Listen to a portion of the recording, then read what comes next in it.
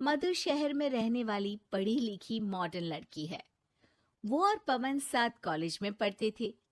धीरे धीरे उन दोनों में प्यार हो गया।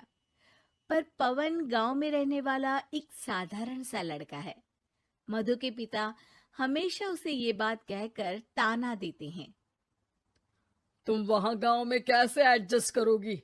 शादी करके तुम गांव तो चली जाओगी, पर अपनी सारी मॉडर्न सोच और चीजें यहाँ शहर में ही रख कर जाना।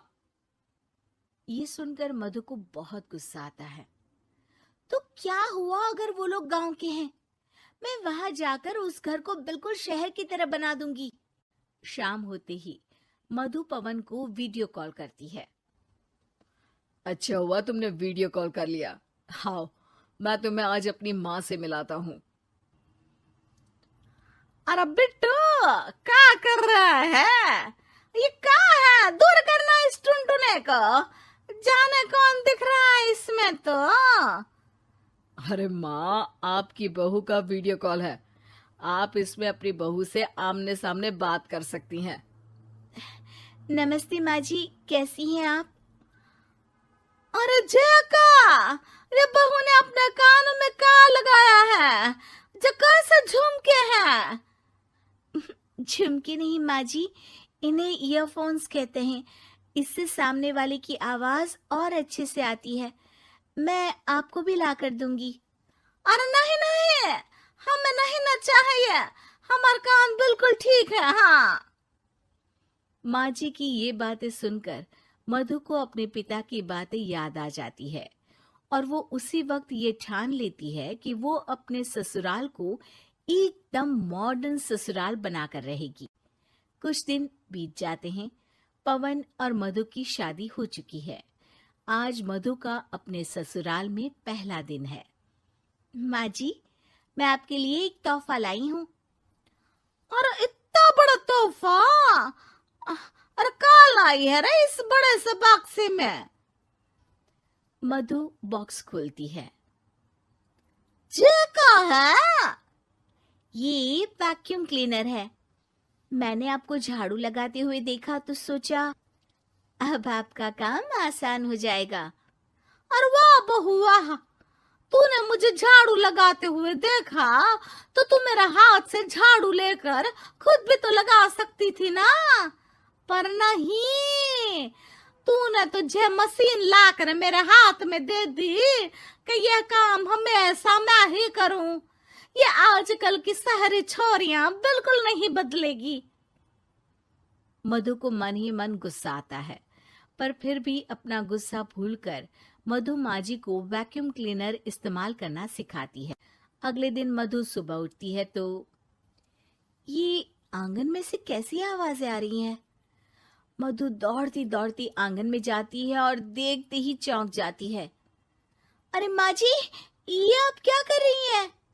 और वो कहा है ना, सुबह मैं जब कुएं से पानी निकाल रही थी तो मेरे कान की बाली उसमें गिर गई थी।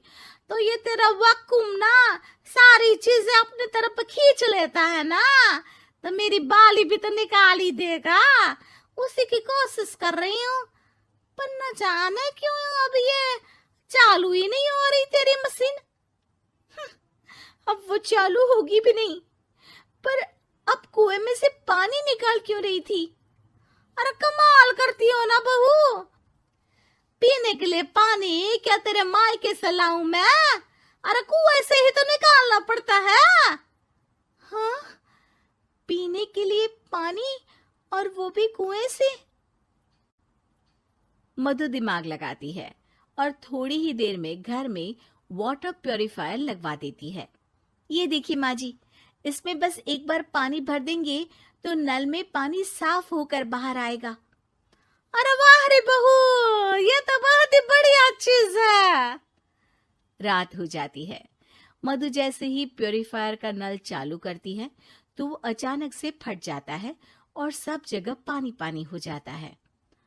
अरे ये क्या हुआ? ये क्या हो गया? मैंने तो बस इसमें उबला हुआ पानी डाला था, ये इतनी जल्दी खराब हो गया।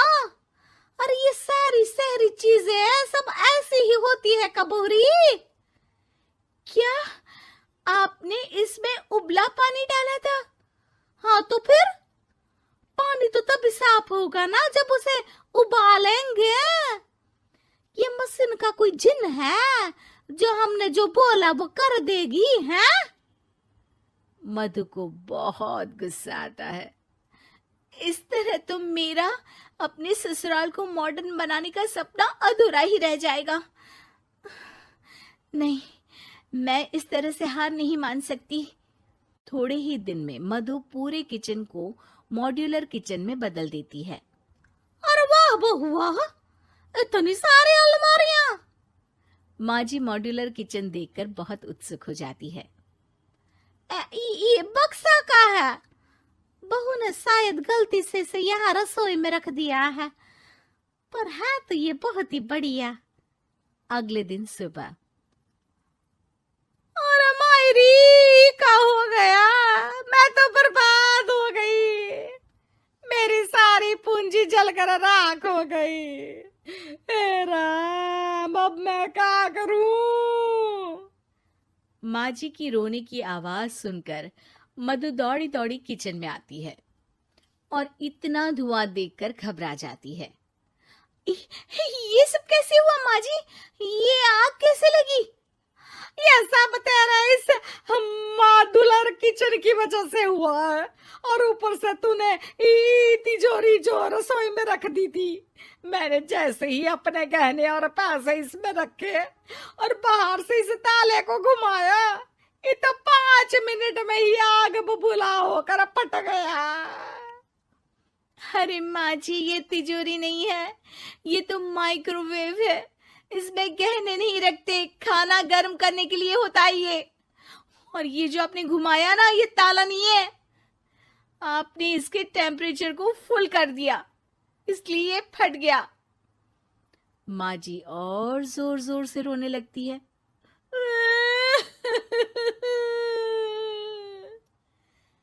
मधु सर पीट लेती है और कसम खाती है कि अब ससुराल को मॉडर्न बनाने की कोई कोशिश नहीं करेगी। मुझे माफ कर दीजिए माँ जी, आप जैसी हैं वैसी ही ठीक है। मधु को अपने पिता की कही बात याद आ जाती है और मधु वापस घर और किचन को पहले जैसा ही कर देती है।